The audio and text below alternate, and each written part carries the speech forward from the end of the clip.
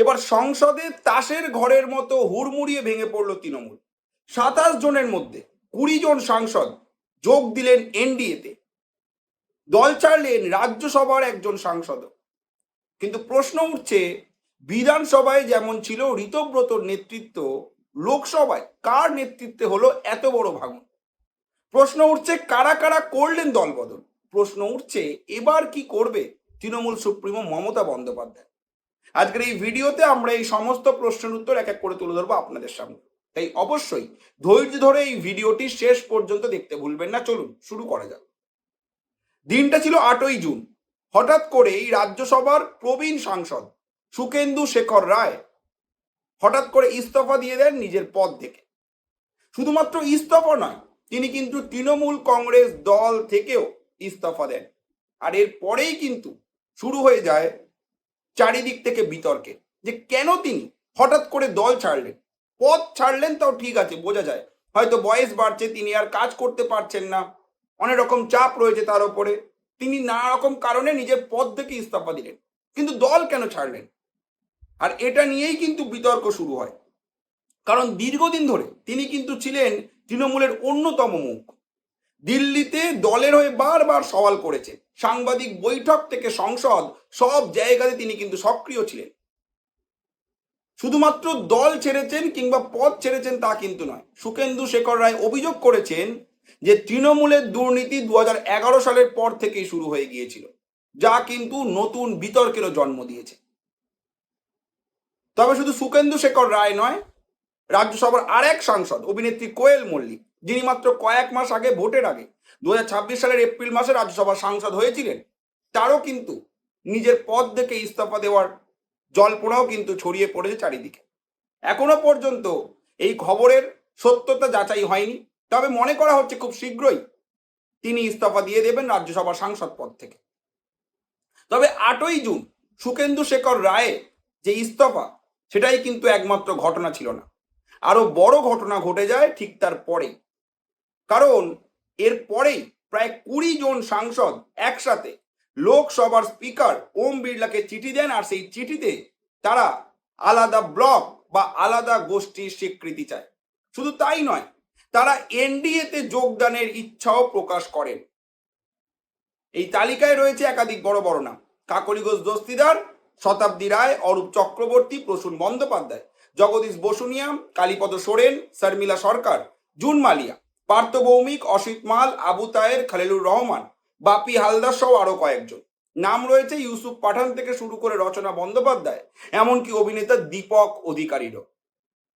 মনে করা হচ্ছে, রিপোর্ট বলছে, কাকলি ঘোষ দস্তিদার এবং শতাব্দী রায়ের নেতৃত্বেই এই ভাঙন কিন্তু শুরু হয়।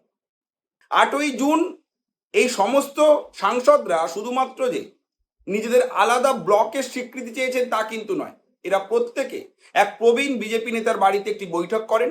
সেখানে বেশ কিছুক্ষণের জন্য পশ্চিমবঙ্গের মুখ্যমন্ত্রী শুভেন্দু অধিকারীও উপস্থিত ছিলেন, যা কিন্তু আরো বড় জল্পনা বাড়িয়েছে যে হয়তো এবার সত্যি সত্যি এই সমস্ত নেতারা এনডিএ ব্লকেই যোগ দেবেন। পাশাপাশি কাকলি ঘোষ দস্তিদার জানিয়েছেন, পিটিআই কে জানিয়েছেন, আমাকে নিয়ে তৃণমূলের প্রায় 20 জন সাংসদ এনডিএ কে সমর্থন করার সিদ্ধান্তের কথা জানিয়ে লোকসভার স্পিকার ওম বিড়লাকে একটি চিঠি লিখেছে। তিনি আরো বলেছেন, আমরা জনতার রায় মেনে নিয়েছি, আমরা মনে করি ভবিষ্যতে এনডিএ এর সঙ্গেই আমাদের চলা উচিত।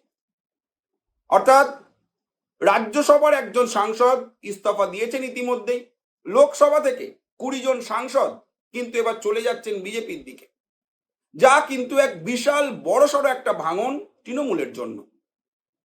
সব থেকে বড় কথা, অন্যদিকে বিজেপির কিন্তু বিরাট বড় লাভ, 20টা আসন কিন্তু তাদের ঝুলিতে যোগ হয়ে যাবে এবারে। আর একভাবে বললে ইন্ডিয়া ব্লকের একটা সঙ্গী হিসাবে তৃণমূল, তাদের কিন্তু ক্ষমতা আরো অনেকটাই কমে গেল। কিন্তু প্রশ্ন হচ্ছে, হঠাৎ করে এই ভাঙন কেন দেখা যাচ্ছে, এই অসন্তোষ কেন? বলা ভালো, এই অসন্তোষ কিন্তু একদিনে হয়নি, এই অসন্তোষ দীর্ঘদিন ধরে চলেছে। বলা ভালো, সেদিন থেকে বেড়েছে যেদিন থেকে দলের সেকেন্ড ইন কমান্ড হয়েছে অভিষেক বন্দ্যোপাধ্যায়, যেদিন থেকে মমতা বন্দ্যোপাধ্যায় অন্যান্য প্রবীণ নেতা যাদের হাত ধরে তৃণমূল আজ দাঁড়িয়েছে তাদেরকে অবজ্ঞা করে অভিষেককে বেশি জায়গা দেওয়া শুরু করেছে। কারণ আমরা প্রত্যেকেই জানি অভিষেক এবং দলের প্রবীণ নেতাদের লড়াই শুধুমাত্র আজকের বিষয় নয়, দীর্ঘদিন ধরে আমরা এই খবরের শিরোনাম কিন্তু দেখে আসছি। কোনো না কোনো সময় প্রবীণ নেতাদের দলে কোণঠাসা করে দেওয়া হয়েছে, কোনো কোনো সময় আইপ্যাকের হাতে দলকে ছেড়ে দেওয়া হয়েছে। প্রবীণ নেতারা কোনো মতামত দিলে তার অবজ্ঞা করা হয়েছে, নিজের ইচ্ছা মতো নেতৃত্বকে বড় বড় পদ দেওয়া হয়েছে। আমরা কিন্তু এই একাধিক খবর একাধিকবার অতীতে পড়েছি এবং সেই রাগের বহিঃপ্রকাশ বেরিয়েছে কিন্তু 4 মের পর। কারণ যতদিন পর্যন্ত বিধানসভা নির্বাচন এবং লোকসভা নির্বাচনে অভিষেক বন্দ্যোপাধ্যায়ের ট্যাকটিক্স কাজ করছিল ততদিন পর্যন্ত দলের লোকেরা চুপ ছিল। কিন্তু আজকের যখন বিধানসভা নির্বাচনে হারের সম্মুখীন হচ্ছে তৃণমূল, তখন কিন্তু এই রাগ বেরিয়ে এসছে।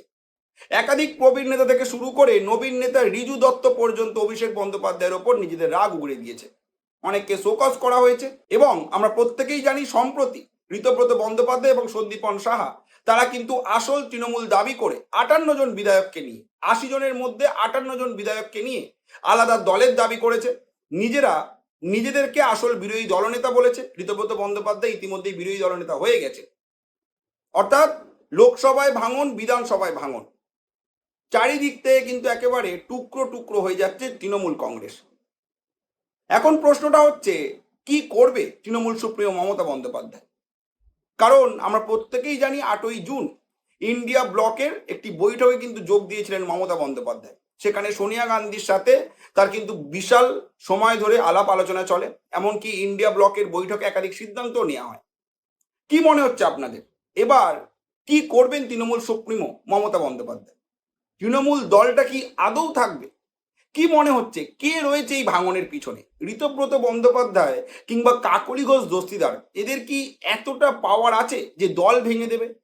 নাকি এই সবের মূলে রয়েছে অভিষেক বন্দ্যোপাধ্যায়, যার কারণে আজ এই পরিণতি হলো? নাকি এর পেছনে রয়েছে বিজেপির ইন্ধন?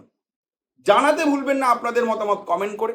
আর যদি আপনাদের এই ভিডিও ভালো লেগে থাকে, যদি আপনারা এমনই ভিডিও দৈনিক দেখতে চান, তাহলে কিন্তু অবশ্যই ফলো এবং সাবস্ক্রাইব করতে হবে আমাদের এই চ্যানেলটিকে। ধন্যবাদ।